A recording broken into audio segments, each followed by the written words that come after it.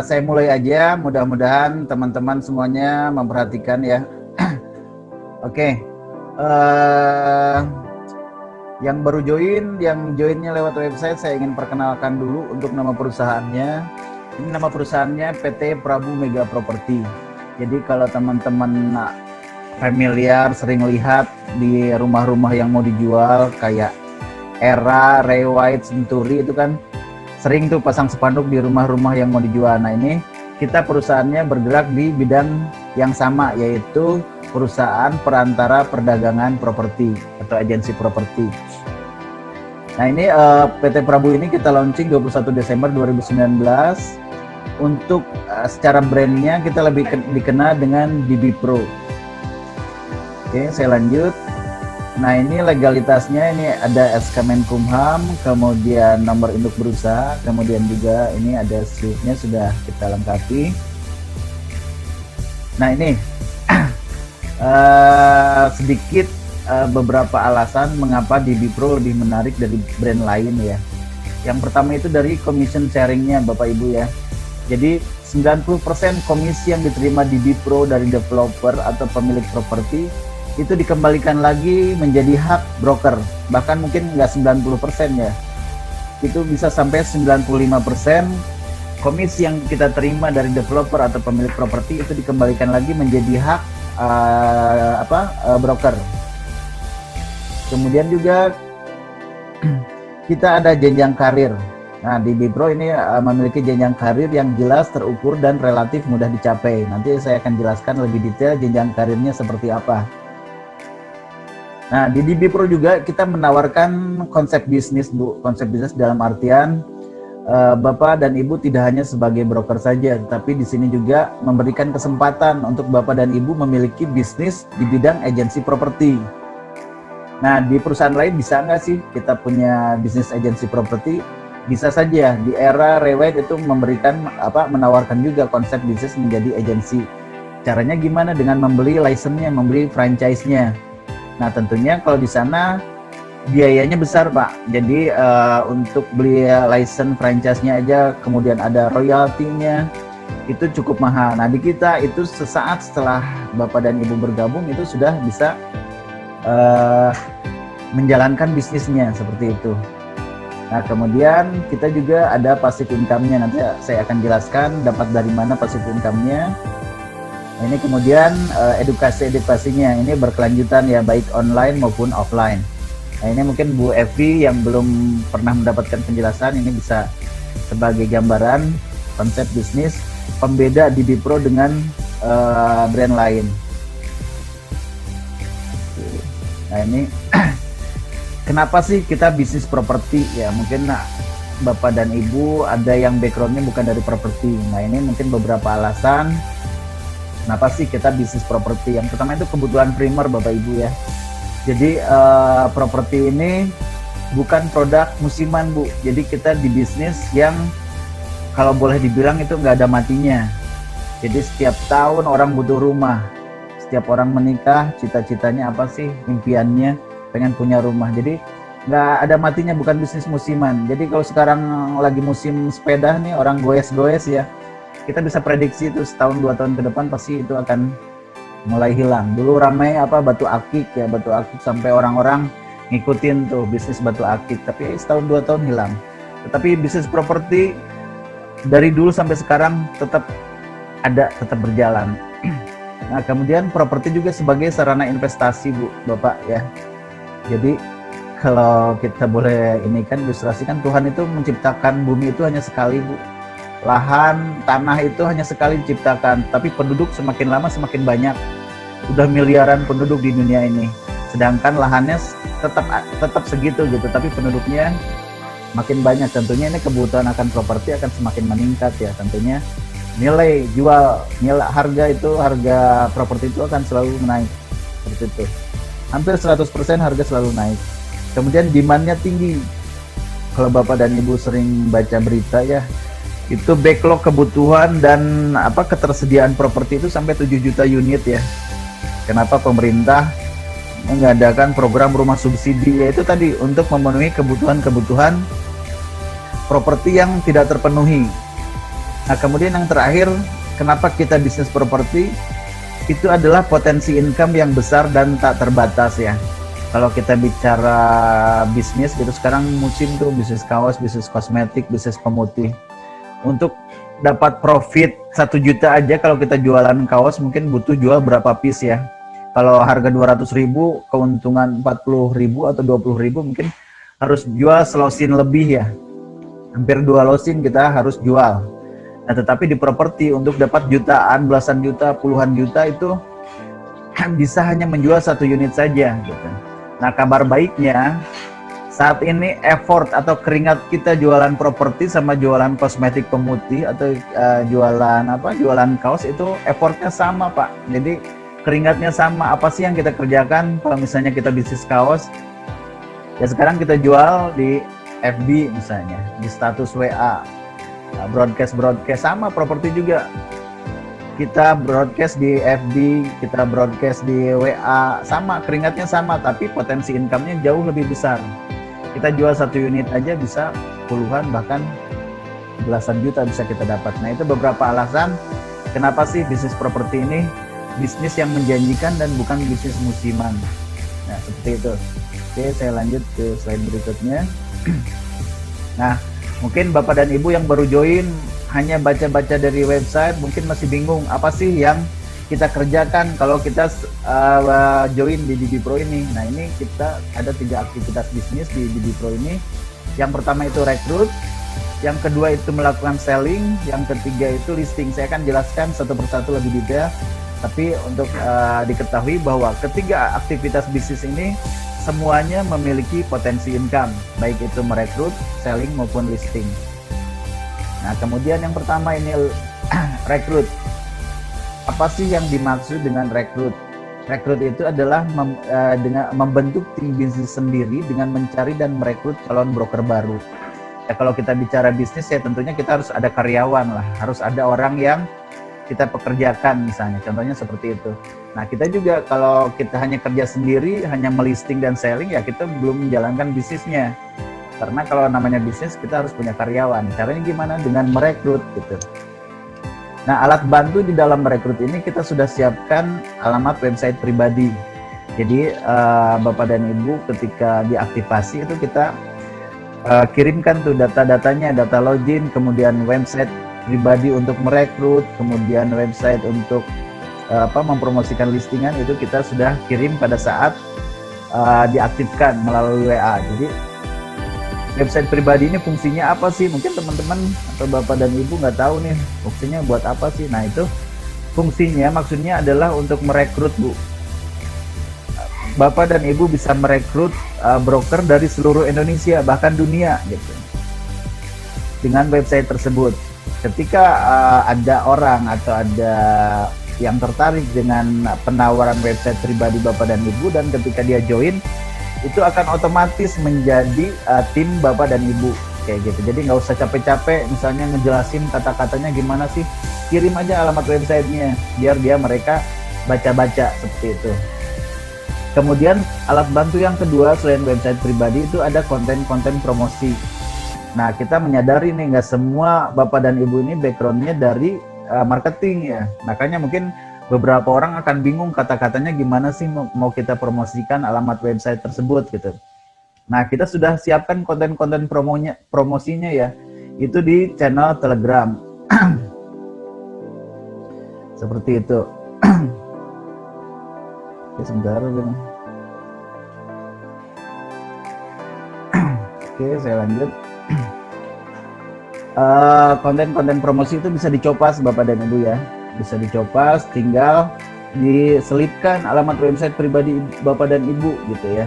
Nah, tinggal dikirim ketika orang itu tertarik dengan narasi yang disampaikan dalam broadcast tersebut, dia akan klik alamat website Bapak dan Ibu dan ketika dia masuk ke alamat website tersebut membaca presentasinya dan dia join itu akan otomatis di bawah tim Bapak dan Ibu.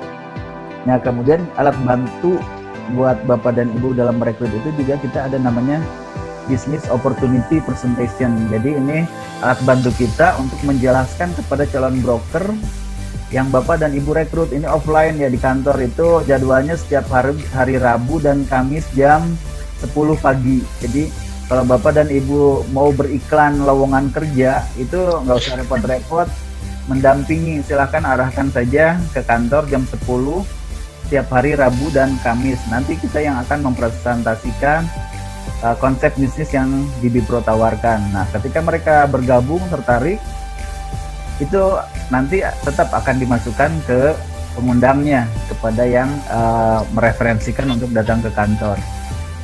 Seperti itu. Nah, benefit di dalam merekrut itu apa sih? Jadi keuntungan Bapak dan Ibu kalau menjalankan aktivitas bisnis yang pertama ini, merekrut, kita akan mendapatkan rekrutmen fee sebesar 50.000 per satu orang broker.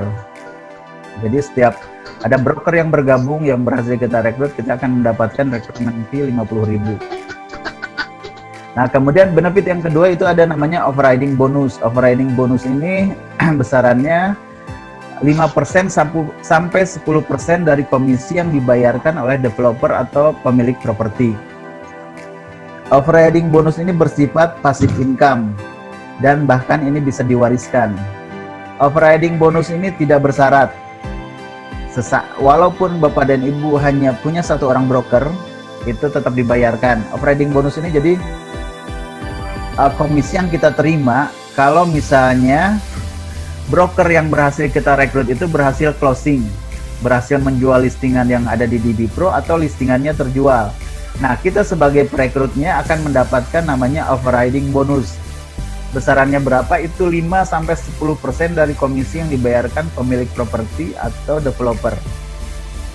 Nah, kemudian benefit yang ketiga dari rekrut ini adanya profit sharing, Pak. Ini berkaitan dengan karir ya. Jadi kita akan mendapatkan profit sharing 5-10% jika level karir kita sudah mencapai manajer dan direktur.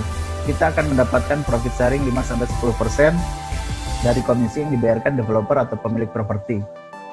Nah, overriding bonus dan profit sharing ini bersifat passive income, selamanya dibayarkan, bahkan bisa diwariskan selama tim yang kita rekrut atau broker yang kita rekrut itu tetap produktif, seperti itu. Oke, saya lanjut. Nah, aktivitas bisnis kedua ini adalah selling. Secara definisi selling ini adalah aktivitas mempromosikan properti yang sudah ada di Bipro, baik yang di listing sendiri maupun yang di listing oleh member lain. Nah, bagi Bapak dan Ibu yang belum punya listingan, nggak usah berkecil hati ya. Kita sudah ada 1.000 lebih listing yang siap kita jual. Itu dari berbagai daerah, silahkan promosikan. Tidak perlu izin lagi ke admin, tidak perlu lagi izin ke pelistingnya. Silahkan dipromosikan. Nah, alat bantu di dalam selling ini kita ada situs digitalbrokerproperty.net. Nah, ini sebagai database kita untuk mengakses listingan yang sudah di-listing ke di Bipro. Insya Allah listingan-listingan tersebut valid dan langsung ke pemilik properti. Jadi Bapak dan Ibu tinggal mengiklankan, tinggal mempromosikan. Seperti itu. Nah, kemudian juga digitalbrokerproperty.net ini juga ada alamat website pribadi. Misalnya dengan alamat digitalbrokerproperty.net /username Bapak dan Ibu. Misalnya digitalbrokerproperty.net /Aos misalnya, ini punya Pak Aos. Nah, walaupun Pak Aos misalnya belum punya listingan, jika ada orang mengakses alamat website digitalbrokerproperty.net /Aos, itu seluruh listingan yang ada di website tersebut, itu kontaknya semuanya akan diarahkan kepada Pak Aos. Misalnya dia tertarik dengan salah satu objek properti yang ada di situs tersebut, dia tidak akan menghubungi admin ataupun pelistingnya. Dia akan menghubungi Pak Aos karena dia yang mempromosikan alamat website tersebut. Seperti itu. Nah, kemudian alat bantu yang kedua di dalam selling ini kita sediakan robot iklan, Pak. Jadi ini akan mengiklankan otomatis listingan-listingan yang ada di digitalbrokerproperty.net itu ke marketplace properti yang bisa kita pakai. Robot itu saat ini ada 6, ada yang gratisannya itu rumahdijual.com, 99.co, kemudian .property. Untuk yang berbayarnya bisa OLX, rumah 123 dan rumah.com kita ada tambahan sekarang rumahku dan rumahhoki.com. Nah itu dua website tersebut gratis.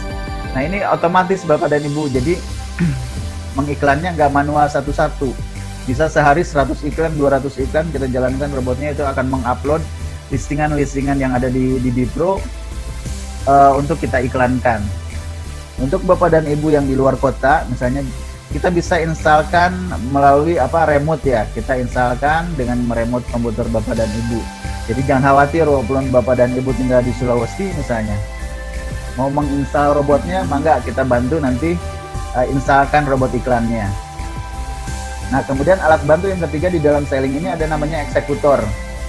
Eksekutor ini berfungsi untuk membantu Bapak dan Ibu menghandle calon buyernya. Jadi di dalam selling ini tidak ada kewajiban seorang broker yang mendapatkan calon buyer itu mengantar buyernya.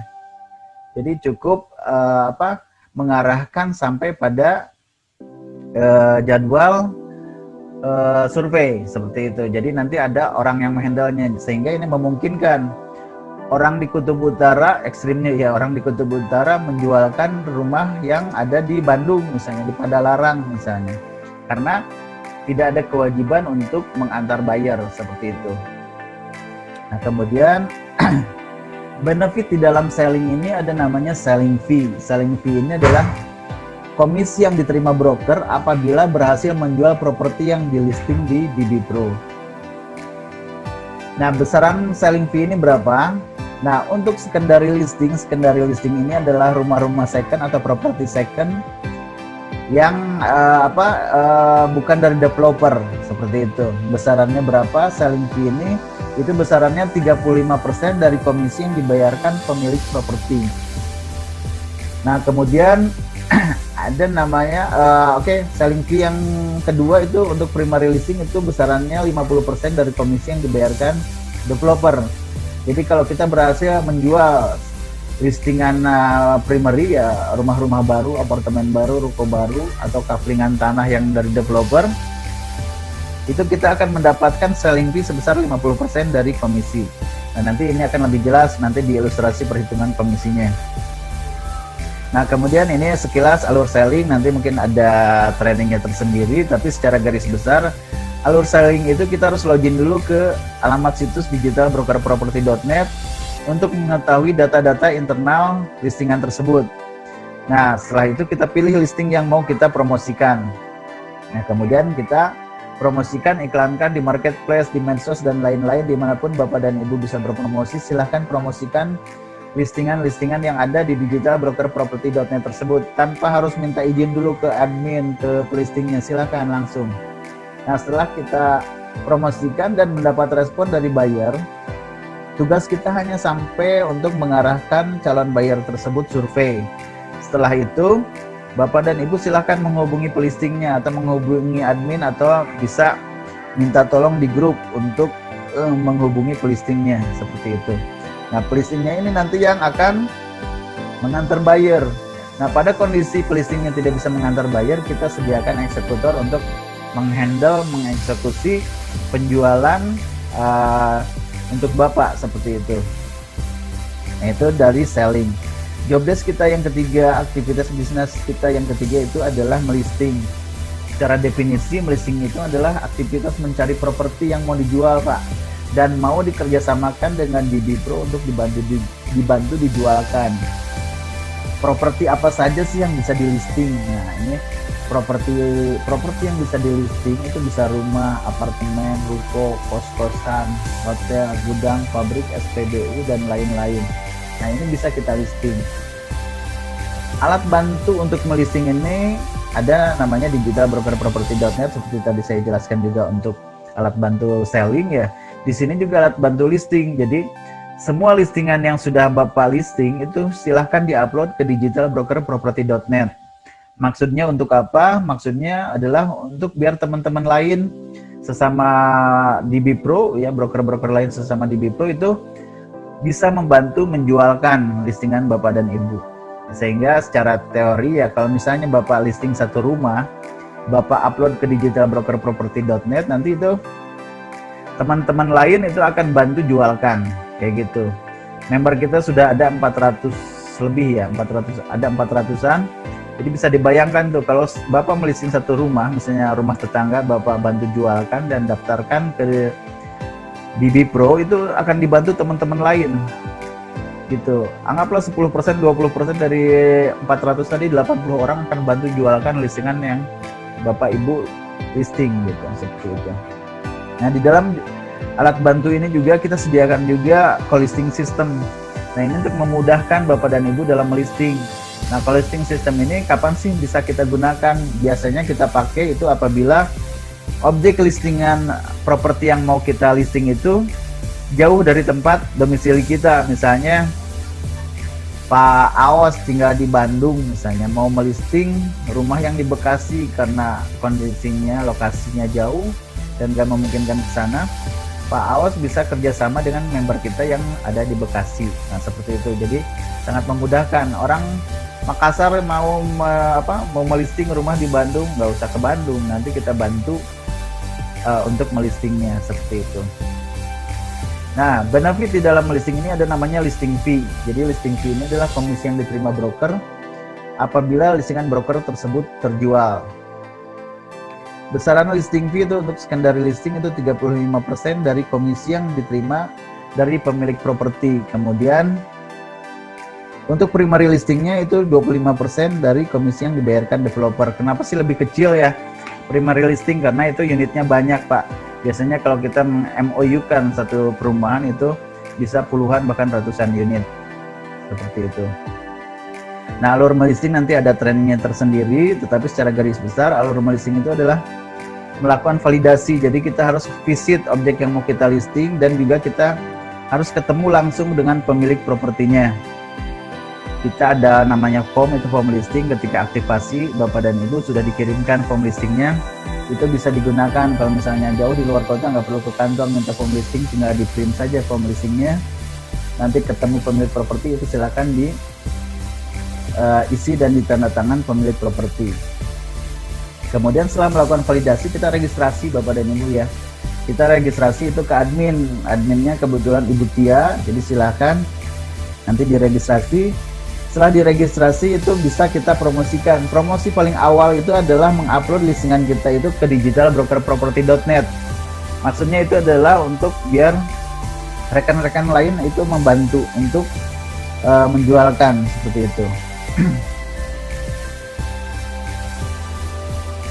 Oke, kemudian setelah registrasi kita promosi ya tadi ya, untuk kita upload ke digitalbrokerproperty.net, nanti teman-teman lain akan membantu menjualkan.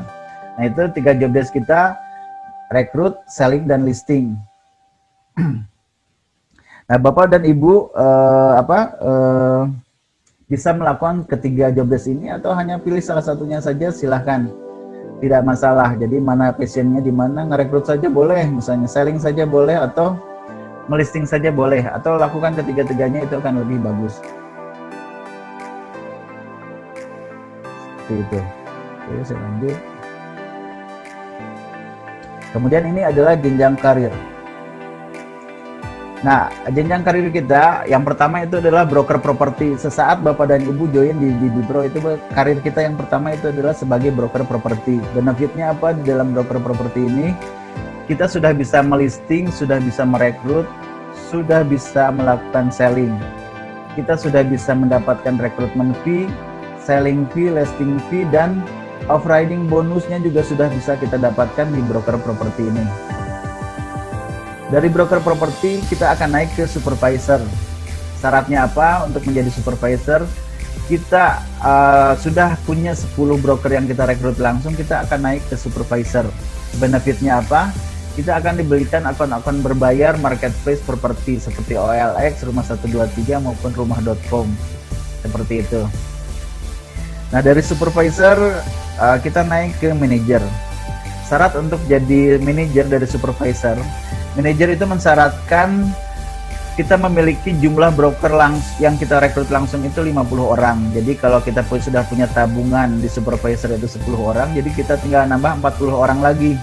Jadi ketika kita total brokernya sudah ada 50 dan omset pribadi dan timnya itu yang dihitung dari sejak bergabung itu 25 miliar. Ini akumulasi ya Bapak dan Ibu ya, jadi bukan target bulanan, target tahunan, ataupun ada kadaluarsanya, karena ini dihitung akumulasi dari sejak bergabung.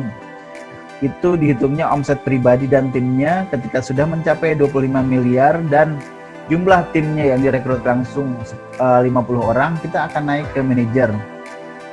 Benefitnya apa di dalam manajer ini? Selain benefit-benefit yang kita terima sebagai broker maupun supervisor, di manajer juga kita akan mendapatkan profit sharing sebesar 5%. 5% dari komisi yang dibayarkan developer maupun pemilik properti. Plus kita akan dibayarkan untuk mendapatkan sertifikasi broker dari LSP ya, Lembaga Sertifikasi Profesi. Seperti itu. Nah, dari manajer kita akan naik ke direktur. Syaratnya apa nih? Nah, di direktur ini kita mensyaratkan untuk omset pribadi dan timnya itu dihitung akumulasi total minimal 50 miliar. Jadi kalau kita sudah di manajer ada tabungan 25 miliar, kita tinggal nambah 25 miliar lagi dengan total omset 50 miliar plus timnya itu total berjumlah 250 orang, kita akan naik ke direktur. Nah, mungkin Bapak dan Ibu berpikir 250 orang banyak banget gitu, susah tuh. Nah, ternyata di direktur ini syaratnya yang dihitung itu bisa sampai ke level keduanya. Ya, sederhananya cucunya. Jadi kalau di manajer sudah punya 50 orang, anggap saja masing-masing merekrut 4 dari 50 orang itu sudah ada tambahan 200 orang. Jadi kita sudah bisa naik ke direktur walaupun kita tidak merekrut lagi, seperti itu.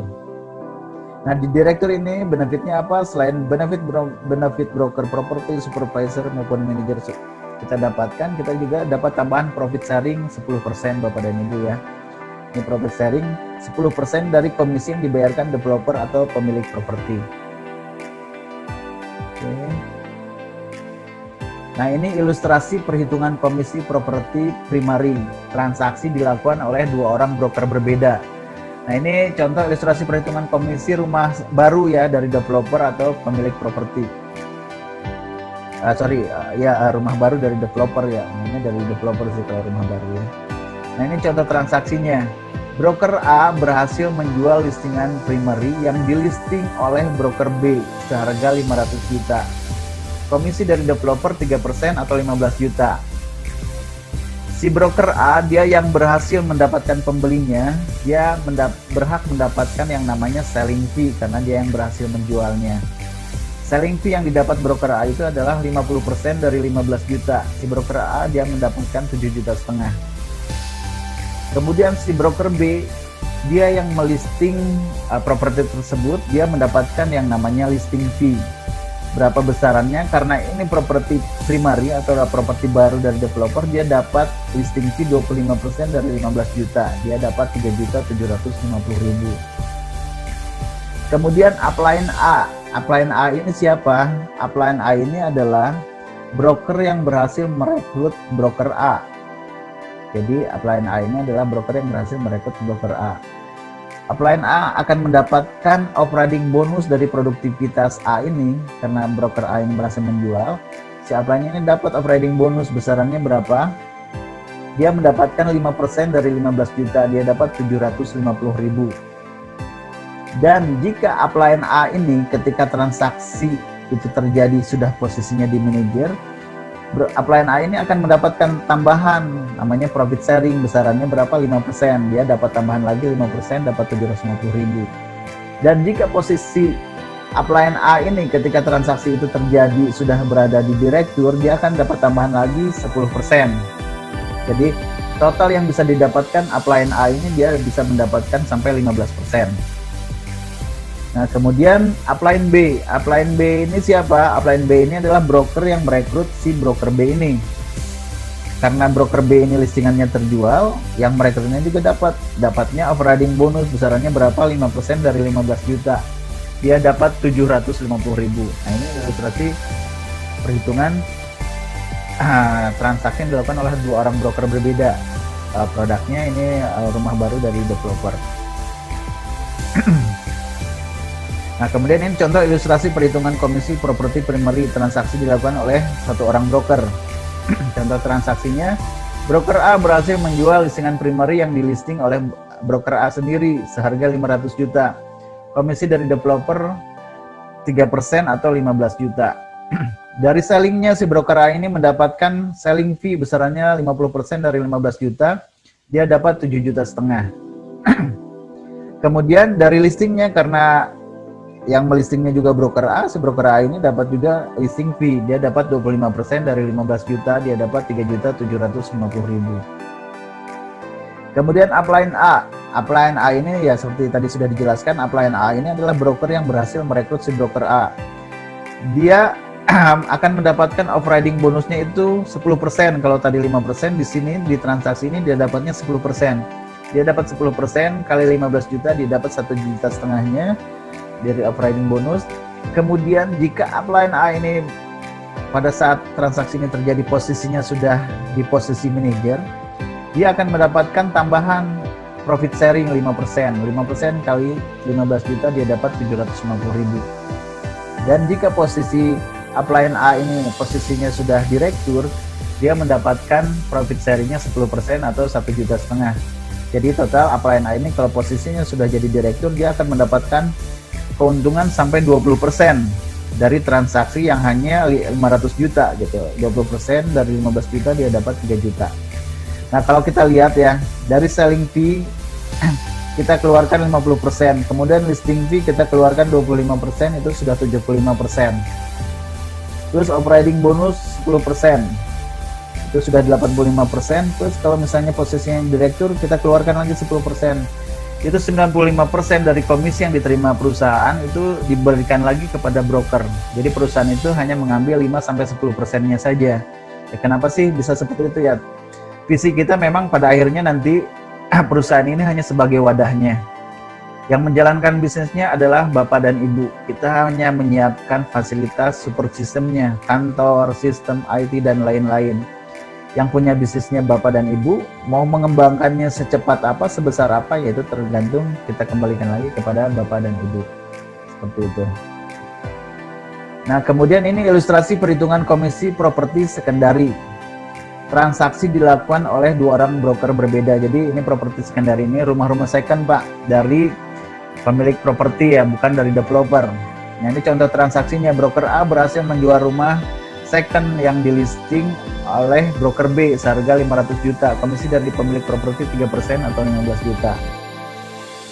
Dari sellingnya, karena si broker A ini dia yang mendapatkan pembelinya, dia mendapatkan selling fee. Dia mendapatkan 35% dari 15 juta. Dia dapat 5.250.000. Nah, kalau tadi di properti rumah baru gitu ya, properti baru dari developer, komisi sellingnya 50%, tetapi kalau yang di secondary ini rumah-rumah bekas, itu selling fee-nya 35%. Jadi si broker A ini dapat 35% dari 15 juta, dia dapat 5.250.000. Kemudian broker B ini adalah broker yang melisting properti tersebut yang terjual oleh A. Dia mendapatkan namanya listing fee, besarannya berapa? Dia mendapatkan 35% dari 15 juta, dia dapat 5.250.000. Jadi di transaksi untuk properti secondary, selling fee dan listing fee itu masing-masing sama ya, 35%. Kemudian upline A, tadi sudah dijelaskan, upline A ini adalah broker yang merekrut si broker A. Dia mendapatkan operating bonus 5% dari 15 juta, dia dapat 750.000. Kemudian jika upline A ini ketika transaksi tersebut terjadi sudah berada di posisi manajer, maka dia akan mendapatkan profit sharing 5%. 5% kali 15 juta dia akan mendapatkan 750.000. Dan jika posisi direktur jika posisi upline A ini posisinya sudah direktur, dia mendapatkan profit sharing 10%. Kemudian upline B ini seperti yang sudah dijelaskan adalah broker yang merekrut si broker B. Dia akan mendapatkan operating bonus 5% dari 15 juta. Seperti itu. Kemudian ini ilustrasi perhitungan komisi properti sekundari yang transaksi dilakukan oleh satu orang broker. Contoh transaksi, broker A berhasil menjual properti sekundari yang dilisting sendiri seharga 500 juta. Komisi dari developer 3% atau 15 juta. Si Si broker A, dia yang berhasil mendapatkan pembelinya, mendapatkan selling fee sebesar 35% dari 15 juta. Dia dapat 5.250.000. Karena si broker A juga yang melistingnya, dia mendapatkan listing fee sebesar 35%. Dari 15 juta dia dapat 5.250.000. Jadi total yang didapatkan si broker A ini karena dia yang melisting dan juga melakukan selling, dia dapat total 70% dari 15 juta atau 10.500.000. Kemudian upline A ini broker yang merekrut si broker A, dia mendapatkan overriding bonusnya 10% dari 15 juta, dia mendapatkan 1,5 juta. Dan jika upline A ini sudah posisi manajer, maka broker A ini juga mendapatkan profit sharing 5%. Dan jika posisinya sudah jadi direktur, upline A ini dia mendapatkan profit sharing 10%. Nah, ini sebelum ke slide selanjutnya saya ingin sedikit sharing ya mengenai pola kerja. Kalau Bapak dan Ibu suka baca-baca ya. Jadi pada tahun 2004-2005 itu ada buku yang booming, Pak. Itu bestseller sekali pada tahun tersebut. Bukunya itu berjudul Rich Dad Poor Dad sama Cash Flow Quadrant ya. Itu ditulis oleh Robert T. Kiyosaki. Jadi di dalam buku itu disebutkan bahwa di dunia ini ada dua pola kerja katanya. Ini adalah pola kerja yang pertama, ini adalah pola kerja yang dilakukan oleh kebanyakan orang di dunia. 95% orang di dunia melakukan pola kerja yang pertama ini. Pola kerjanya seperti apa? Yang pertama, kita kerja ya. Kita kerja untuk apa? Untuk mendapatkan uang. Dari uang ini untuk apa? Untuk memenuhi kebutuhan-kebutuhan maupun impian-impian kita. Sekilas nggak ada yang salah dengan pola kerja yang pertama ini. Tetapi masalahnya namanya manusia, Bapak dan Ibu ya, cepat atau lambat, suka tidak suka, pasti akan sampai pada titik ini. Kita nggak bisa kerja. Entah itu karena tua, sakit, di PHK, pensiun, dan lain-lain ya. Ketika kita tidak bekerja, otomatis income kita akan menurun, bahkan kita tidak punya income sama sekali. Otomatis jangankan impian-impian gitu, kebutuhan-kebutuhan saja tidak bisa terpenuhi. Nah, ini adalah pola kerja yang 95% orang di dunia ini kebanyakan melakukan ini. Kerja untuk mendapatkan uang, dari uang ini kita penuhin kebutuhan-kebutuhannya. Nah, di dalam buku itu disebutkan ada pola kerja yang kedua katanya. Pola kerja yang kedua ini pola kerja yang sedikit orang melakukannya. Di dalam buku itu disebutkan hanya 5% orang di dunia ini yang melakukan pola kerja yang kedua ini. Dan ini adalah pola kerja orang-orang kaya di dunia. Pola kerja ini seperti apa?